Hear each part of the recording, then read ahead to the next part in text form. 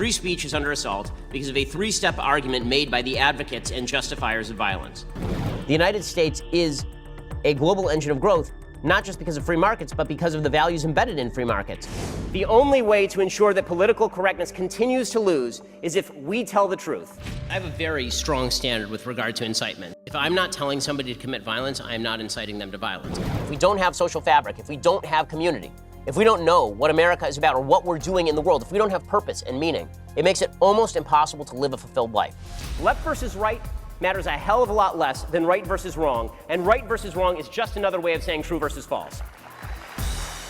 Well, please welcome my good friend who has appeared on the show before, the editor-in-chief of the Daily Wire, who is the author of several books, Ben Shapiro, who is here to talk about his latest book, The Right Side of History, which is online and in stores today. Welcome, Ben Shapiro.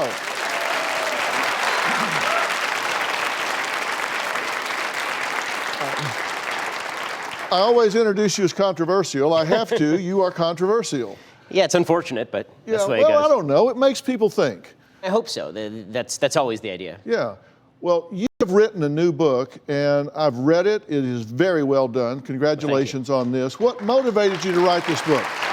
Well, you know, during the 2016 election, I was noticing the level of anger that was just palpable in public. It was much larger than the level of anger that I'd seen in recent times in modern American history. And at the same time, the divisions on actual policy seemed actually narrower than they had been in many areas in past elections. When it came to how angry we were at each other, the levels were extremely high. I was receiving enormous numbers of death threats. I was the most targeted Jewish journalist online by the alt-right.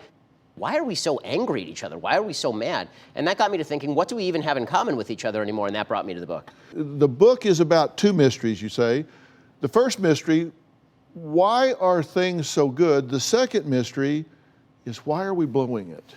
So the first mystery is why are things so good? So things are unbelievably good. By any standard of history, we are living in the best time in human history, in the best place in human history. You're going to live in prosperity. You're going to be able to order any product you want with the press of a button. It will arrive magically at your door inside of 3 days. It's an amazing time to live, an incredible time to live. And at the same time, suicide rates are going up. They're the highest that they've been in decades. Our dissatisfaction with our social institutions is extremely high. The level of anger, as I say, at one another is palpable. We feel like our politics are broken. We're calling for revolutionary solutions.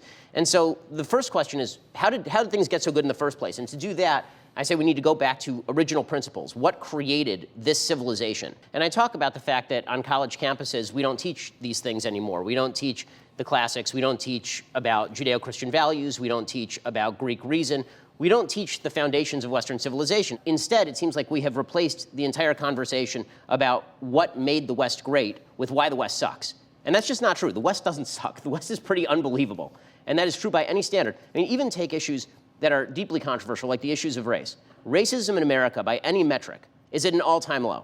And yet we are treating each other as though race issues are the most pressing issues in America. Now, racial injustice and racial intolerance and racism itself, we should be calling it out wherever we see it. But to suggest that Western civilization is the repository or the creator of racism, that's just a failure to acknowledge realities on the ground. You say racism is at an all-time low, but you acknowledge if you're the target of it, if you're the one that's suffering it, for you it's 100%. You might be a part of a statistic where it's the lowest it's ever been, but if you're the one that's being excluded, you're the one that's being marginalized, you're the one that's being impacted by it, for you, it's 100%. It doesn't matter where it is statistically. That is, of course, true. And as I've said, I was the #1 target of online anti-Semitism in 2016. That does not mean that America is an anti-Semitic country. America is an overwhelmingly philo-Semitic country that has been incredibly good to Jews. It works the other way, too, right? We can recognize that our personal experience may not, in fact, be indicative of what American civilization is. And we have to separate those two things out, because otherwise, we end up creating false divides. I think every good-hearted person in America wants to find individual instances of racism and then fight them. The question becomes, do you see America as a repository of evil that needs to be torn down and then replaced with something else? Or do you see America as a country that has great principles that we have not always lived up to, but that we are trying to live up to better and better every day? Right. All right. Well, the book is The Right Side of History by Ben Shapiro.